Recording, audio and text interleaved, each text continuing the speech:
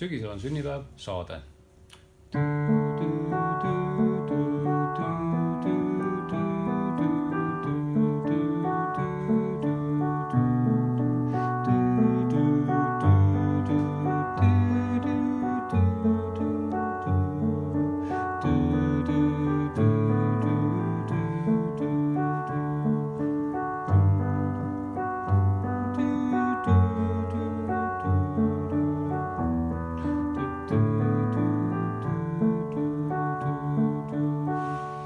Saate põhimõte on siis see, et vasaku käega mängite igast akordist bassinooti ja parema käega lihtsalt mängid selle akordi alt üles mingisuguses pöördes.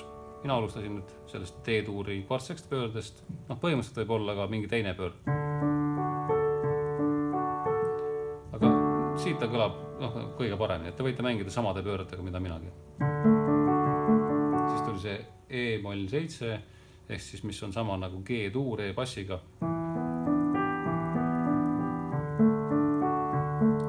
B-moll 7, mis on sama nagu D-tuur B-bassiga, siis G-mai 7, mis on sama nagu B-moll G-bassiga ja siis tuleb D-tuuri pööre E-moll 7 ja siis G-tuur A-bassiga ja D-tuur. Nüüd selle saate kohta, et ta võiks olla selline voolav nagu oja. Hästi ühtlane pedaaliga.